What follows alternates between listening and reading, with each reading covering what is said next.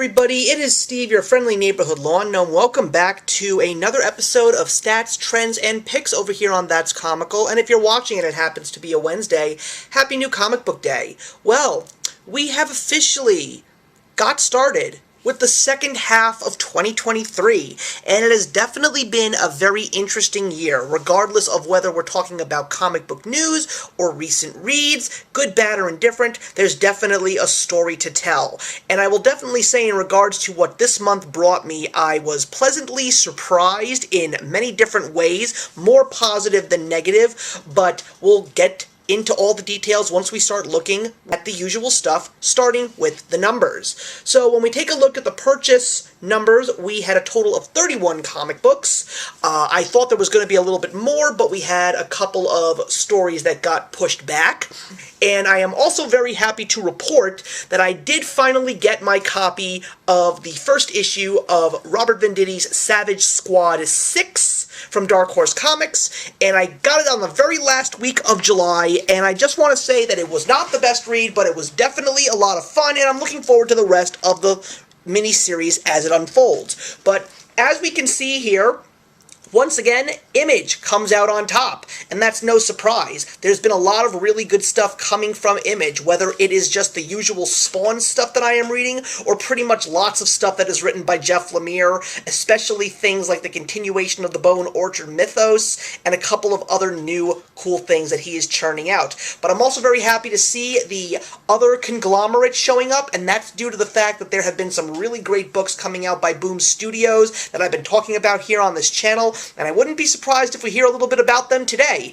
But of course, the big surprise here is the big dive that DC Comics took. They came in last for the first time in a very, very long time. And it's not because of the fact that I had disappointing reads this week. No, it's just because of the fact that my titles that I'm reading, outside of Mark Waid's World's Finest, Batman and Superman, of course, they took a break because of the Night Terrors event, and it's something that I'm not really interested in reading. So all the titles that I was reading, whether it was Shazam or Detective Comics or the Green Lantern series, I'm not reading any of them right now because I can't read them until September. So I'm pretty sure that DC will be gunning for the top spot once the summer is over. We just have one more month to get through regarding Night Terrors.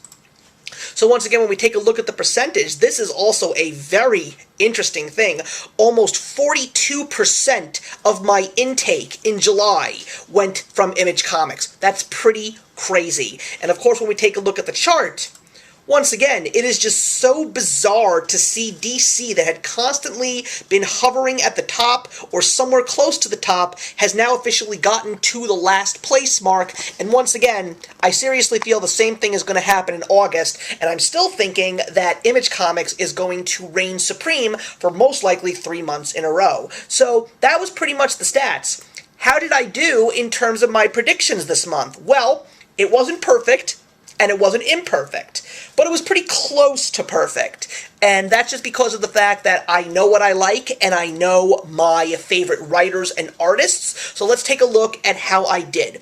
So for the first week of July 2023, I thought that my top spot was going to go to the newest offering from one of my favorite comic book writers, W. Maxwell Prince, and that of course was the first issue of Swan Songs from Image Comics. It was so interesting. It was like nothing I've ever read before, and that's the best thing about W. Maxwell Prince. Every time you open something new that he has written, it is always something different. Not a single title is similar. So if you are an Ice Cream Man fan, if you've read Ha Ha, Art Brut, and if you read Swan Songs, they're so different from each other, and that's what makes W. Maxwell Prince one of the best writers. This is such a crazy idea for a story. It was very post-apocalyptic, dying to see what the next issue is going to be. I'm actually anticipating it to be nothing like the first issue. I think this is an anthology series, so that means every issue is going to be different, and that's what makes W. Maxwell Prince so damn awesome.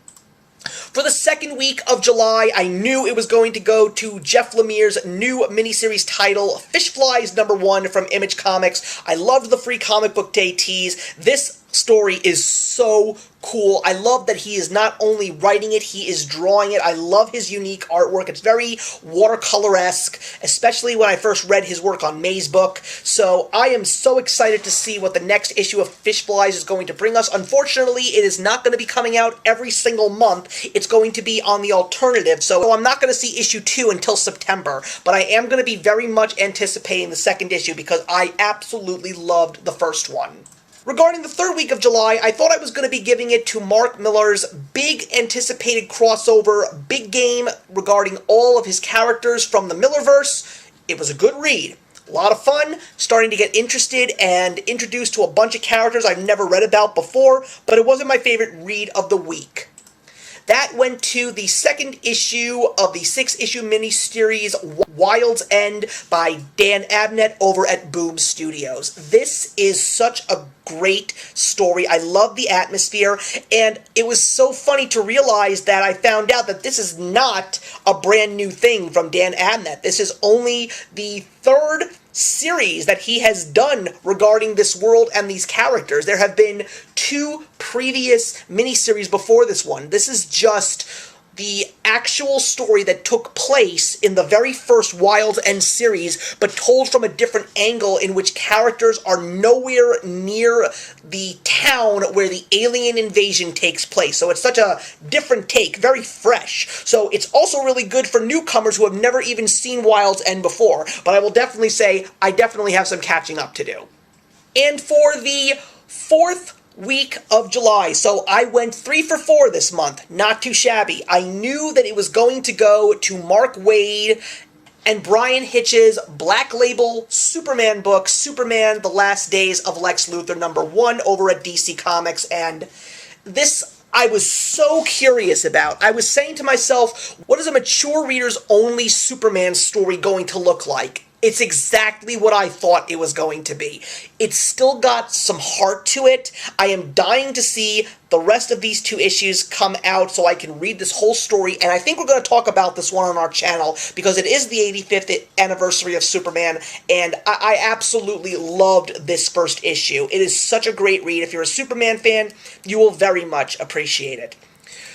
So, what are we looking forward to in August? Well, besides the fact that it is not only a 5-week new comic book month, it is also the month of my birthday. At the end of August, I'll be celebrating my 42nd birthday, so I'm hoping that I'm going to get some great comics, and I'm really looking forward to what the month is going to bring me. And I have to say, I've done this before this year, but I'm pretty much in the same vicinity this month. There's so many weeks where I'm not sure what the top pick is going to be, but I'm going to go out on a limb with as many good guesses as I possibly can. For the first week of August, there is Marvel giving us the end of a series that I've been enjoying and the beginning of another series. So we're going to get the last issue of Ron Mars and Ron Lim's Warlock Rebirth. That's issue number 5, and I've been loving it. But we're also going to be getting the first of 5 issues of Cullen Bunn's Death of the Venomverse, which is apparently a continuation from what's been happening right now in Carnage, which I've been enjoying. So I'm really curious to see how these are going to start and end.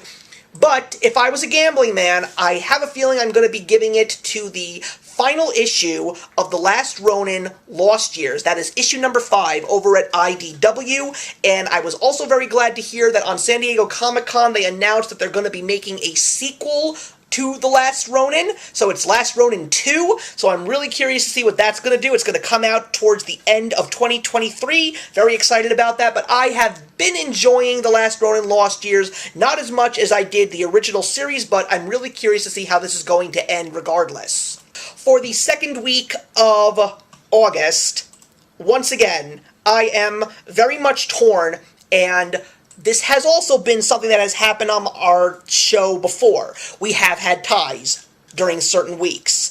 And right now, I cannot decide what I think the top pick is going to be for the second week of August. Will it be the 4th issue of Cullen Bunn's Ghost Lore over at Boom Studios, or will it be the 2nd issue of Swan Songs from W. Maxwell Prince over at Image Comics? I don't know. It could be either or, but could it be both? We'll find out. For the third week in August, I am now officially just straight up going with my single predictions because of the fact that Wild's End number 1 and number 2 took the top spot during their weeks that they came out. I am just going to go straight with issue number 3 of Wild's End over at Boom Studios by Dan Abnett. I've been loving this miniseries, and I'm really curious to see, based on the cover alone, what the third issue is going to be all about. I'm just going to say that I do have my top pick for the 4th week in August, but I do want to acknowledge just how many amazing things are happening. So, we once again have the end of a series and the start of another. We've got, finally, the final issue of Dark Knights of Steel. That's issue number 12 over at DC Comics from Tom Taylor. We're finally going to see the end of this Game of Thrones-esque story of DC characters, but we're also going to see Al Ewing taking on Thor in the Immortal Thor number 1. Very curious to see what it's going to be about, because unfortunately the last series, while it started off very strong with Donny Cates and Nick Klein, it ended on a whimper, not a whim, because of unfortunately certain things that are going on in Donny Cates' life. But along with the fact that Alex Ross is going to be doing all the covers for the Immortal Thor, similarly to when Al Ewing wrote the Immortal Hulk, which was a very popular series, I'm hoping that this will be strong, because I had not really read many Thor comics until I got back into comics in 2019, so I'm really hoping that I'll get back into Thor in a good way. We've also got some really great books coming out from Image. We got the 5th issue of No One over at Image Comics. We've also got the 2nd issue of Big Game. We've also got the 3rd issue of Jeff Lemire's Bone Orchard Mythos Tenement, and a big surprise that came out this month. I didn't acknowledge it yet, but I'm going to acknowledge it now. A 6-issue miniseries called Scrapper, about a superhero dog. It is so cool, and it's very futuristic, post-apocalyptic. I enjoyed the first issue a great deal, and I am very excited to see what the 2nd issue is going to give us. But out of nowhere, a bizarre comic book was announced, and it's coming out in this week, and it is from Ryan Stegman, who I love his artwork, so I'm also really curious to see how he does in regards to his writing. It's The Schlub number 1 over at Image Comics. It's actually under Donny Cates' label, which I'm excited about. Imagine a dentist who is down on his luck, and all of a sudden he realizes that he has swapped brains with the city superhero.